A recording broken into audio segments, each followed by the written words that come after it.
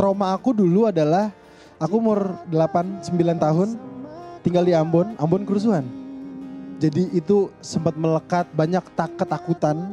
Musik menjadi sebuah bentuk untuk bagaimana aku melampiaskan apapun bentuk emosi yang ada. Jika memang sudah tak berjalan seiring, jaga diri masing-masing.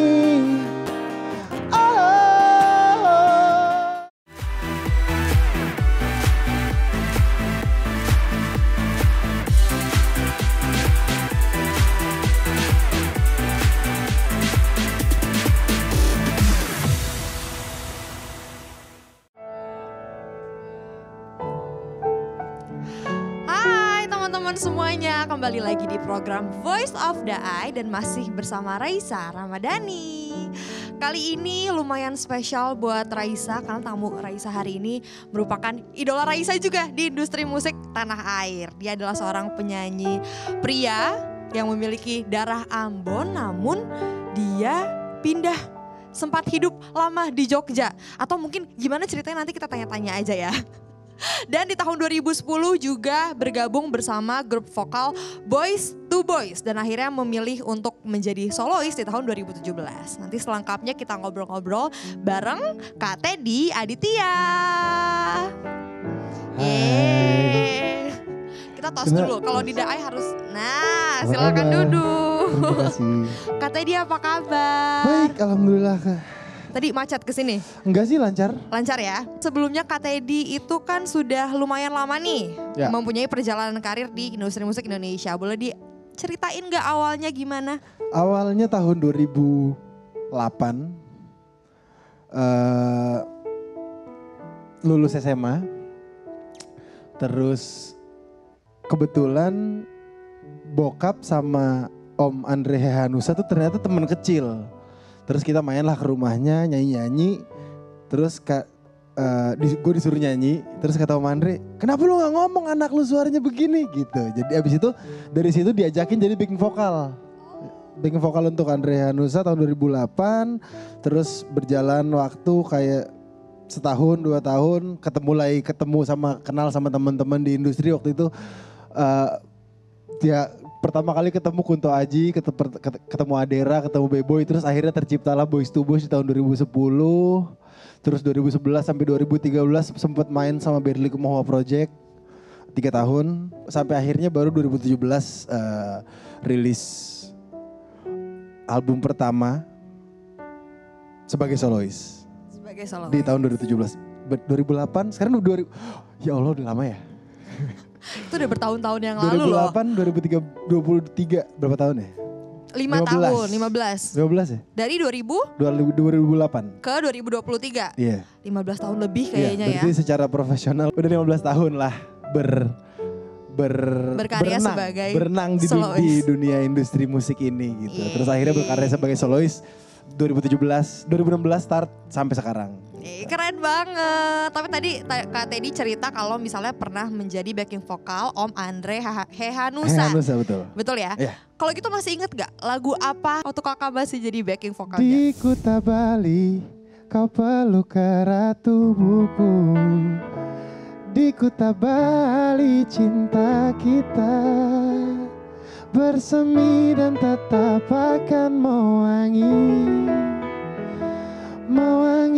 dan tetap lupa liriknya. Sorry Om Andre, bersama rinduku walau kita jauh kasih. Suatu saat di Kuta Bali. Keren banget. Tadi Kak Teddy juga cerita. Di tahun 2017 akhirnya Kak Teddy memutuskan untuk kayaknya aku mau berkarya menjadi solois sendiri. Dan memulai perjalanan karir sebagai solois. Ya. Kenapa akhirnya Kak Teddy memilih untuk menjadi solois? Dari 2008 itu udah ditawarin sama Om Andre. Mau gak nyanyi jadi penyanyi solo gitu. Kita bikin single dulu aja atau dan seterusnya gitu. Cuman di saat itu gue merasa gue belum mengerti apapun tentang industri ini, what it takes to be in the industry, apa yang kayak secara profesional seperti apa, ekosistemnya seperti apa. Dan gue tipe orang yang gak mau mengeluarkan sebuah karya yang 5-10 tahun dari hari itu gue kayak ngeliat ke belakang, kenapa dulu gue bikin gitu ya.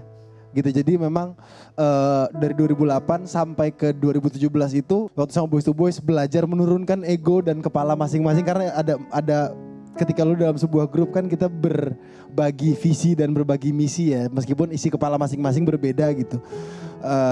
Belajar harmonisasi dari backing vokal.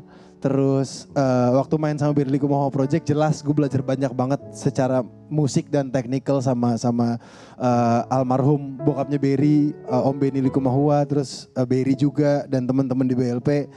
Setelah itu kayak oke, gue udah siap untuk solo sekarang. Jadi memang tahap-tahap kayak reguleran gitu. Tahap-tahap yang dijalani adalah mempersiapkan supaya gue siap untuk punya album solo yang memang gue nggak akan nyesel gitu. Terus dan di tahun 2008 emang gue janji gue akan punya album. Ini agak klise cuman nggak ngerti. Dulu lagi sering-sering baca tentang quarter life crisis, katanya umur 25 ada quarter life crisis. Jadi kayak gue berjanji, oke, umur 25 gue akan punya album solo pertama gue, supaya gue punya sesuatu yang besar untuk gue perjuangkan dan mimpi gue gitu. Jadi memang kayak dipersiapkan perjalanannya dan segala macam. Cuman ternyata sesiap-siapnya kita tetap gak siap. Tapi ya berjalan secara apa namanya sequential gitu. Akhirnya ketika rilis sampai detik ini tidak ada penyesalan apapun sih dari semua pelajaran dan apapun yang gue jalanin gitu. Dan sekarang inilah dia Teddy Aditya nanti deh. Tapi kalau ngomongin album barunya Kak Teddy, siapa saja yang terlibat atau keseruan proses bikin albumnya, boleh diceritain Kak? Yang terlibat banyak banget sih. Ada Berli Kumahua di salah satu track di album, ada Doni Jusran, ada Ray Prasetya, ada Tovan Wirzon, ada Felix Bulix, ada Vicky Giovaldi. Mungkin lebih dari 20 orang lah kita keroyokan ngerjain album ini. Dan ini salah satu album yang aku kerjainnya happy banget, karena aku belum menyadari bahwa idealisme itu sebenarnya bisa menjadi sebuah api. Karena banyak banget orang yang ngomong bahwa idealisme biasanya menahan justru. Tapi sebaliknya ternyata dengan idealisme ini, kepercayaan terhadap apa yang aku lakukan dan kepercayaan sama orang-orang yang aku percaya, ternyata jalannya jadi lebih enak gitu. Karena banyak banget yang terlibat, teman-teman. Albumnya aku gak bisa sebutin satu-satu sih. Ada teman-teman musisi juga yang akhirnya membantu untuk menyempurnakan album Kak Teddy yang bertitle Semua. Ada cerita seru gak? Tapi karena kan tadi Kak Teddy bilang rame banget nih keroyokan. Ada cerita seru selama proses gak? Cerita seru yang paling spesifik mungkin salah satu lagu judulnya Takkan Berpaling. Jadi di suatu sore, ini lagu Takkan Berpaling ini adalah lagu pertama yang tercipta di album Semua. Dia yang nge-trigger, oke bikin album lagi gitu. Suatu sore aku pulang dari daerah Pondok Indah mau pulang ke arah Bintaro, terus lewat Tanah Kusir macet. Karena macet dan aku gak buru-buru pengen pulang juga. Terus kebetulan di Tanah Kusir ada beberapa temen dan sahabat aku yang sudah nggak ada dan dimakamkan di situ. Salah duanya adalah Mike Mohede sama Kak Glenn Fredly. Terus aku mutusin untuk mampir karena aku kangen banget sama apalagi dua sosok itu, almarhum Mike dan Kak Glenn, yang cukup influential dalam karir bermusik aku. Terus setelah dari makam naik mobil, pas tutup pintu kan harusnya bunyinya ceklek gitu ya. Ini pas tutup pintu bunyinya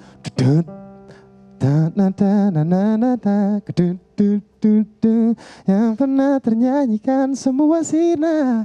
Dari situ jadi di detik itu dari verse sampai ref lagunya jadi. Aku rekam di voice note, pulang ke rumah, nyampe rumah buru-buru buka Logic, take gitar bikin demo. Lagunya jadi, aku percaya semua lagu punya nyawa masing-masing, semua karya lah, semua bukan cuma lagu gitu, semua karya punya nyawanya masing-masing dan mereka bisa menyampaikan apa yang ingin mereka sampaikan. Kita kan musisi cuman media, cuman kendaraan untuk menyampaikan pesan dengan semua talenta-talenta yang dikasih gitu. Bisa nyanyi, bisa nulis lagu. Jadi mungkin salah satu cerita yang paling seru dan paling berkesan itu sih. Arti musik sendiri untuk Kak Teddy itu apa sih? Musik tuh kayak nafas. Musik kan harmonisasi dari segala banyak bentuk bunyi. Ketika aku lagi kayak di gunung ada bunyi jangkrik, bunyi angin, bunyi air, bunyi pohon daun bersentuhan. Buat aku itu musik gitu. Musik adalah salah satu bentuk yang paling hidup karena hidup membutuhkan sangat banyak elemen dan elemen itu harus berharmoni untuk menjadi satu bentuk yang indah. Kak Teddy pernah gak sih merasa kalau musik itu membangkitkan Kak Teddy saat sedang ada di fase yang kurang enak atau di fase yang rendah dalam hidup misalnya? Lagu yang tadi aku cerita, ada trilogi 3 itu, ada Langit Favoritku, ada Semestinya dan Masa Depan. 3 lagu itu tercipta ketika aku baru kembali dari suatu tempat yang cukup gelap, sepi, dingin, rasanya gak ketolong gitu. Trauma aku dulu adalah aku umur 8-9 tahun tinggal di Ambon kerusuhan. Di umur itu aku melihat banyak sekali yang seharusnya mungkin tidak dilihat sama manusia, mau umur berapapun lah. Ya kerusuhan gimana sih? Jadi itu sempat melekat banyak ketakutan yang akhirnya menjadi sebuah bentuk proyeksi aku dalam kehidupan gitu. Ternyata jawaban dari trauma-trauma itu adalah menerima bahwa itu adalah proses kehidupan yang tidak semua orang mengalami apa yang aku alami, dan harusnya aku bersyukur bahwa aku mengalami itu karena akhirnya aku punya cara pandang yang mungkin sedikit berbeda sama orang-orang. Ya meskipun kita semua bertumbuh dengan cara yang berbeda-beda gitu, cuman salah satu peristiwa ekstrim yang terjadi dalam hidup aku adalah yaitu kerusuhan Ambon. Mungkin kalau Ambon gak kerusuhan aku akan jadi penyanyi daerah, penyanyi lagu Ambon gitu, karena aku gak akan keluar dari Ambon. Jadi yang alasan kenapa kita keluar dari Ambon, keluarga aku keluar dari Ambon karena kerusuhan. Jadi salah satu trauma yang paling melekat itu, musik menjadi sebuah bentuk katarsis untuk bagaimana aku melampiaskan apapun bentuk emosi yang ada, karena aku menjadi orang yang sangat meledak dan memang nggak bisa diem dan segala macam gitu. Musik bikin aku lebih tenang, musik bikin aku lebih mau mendengarkan apa kata hati aku, memudahkan untuk aku bisa mensinkronkan otak sama hati, karena itu yang sering berantem, itu paling sering berantem gitu. Jadi musik sangat menolong aku dalam proses penerimaan dari trauma-trauma yang aku rasain dari masa kecil gitu. Kak Teddy keren sekali.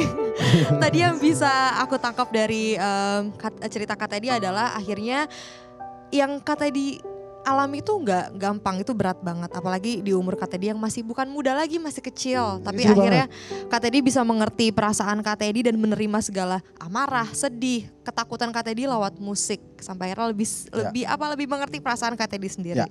Benar ya? Betul. Keren banget. Dan menerima. Itu yang paling penting.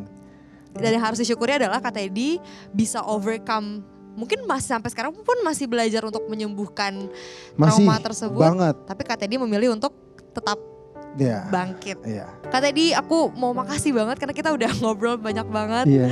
Dan Terima banyak kasih banget. Makasih udah mengundang aku ke sini. Dan Senang insight banget. yang aku dapat banyak banget soal musik dan memahami perasaan kita sendiri dari Kak Teddy. Semoga album barunya juga banyak yang dengerin. Amin. Dan pesan-pesan yang mau disampaikan tersampaikan dengan sempurna oleh teman-teman yang dengar. Teman-teman di rumah, terima kasih sudah nemenin Raisa Ramadhani dan Kak Teddy Aditya ngobrol-ngobrol hari ini. Sampai jumpa di episode Voice of the Eye selanjutnya. Bye!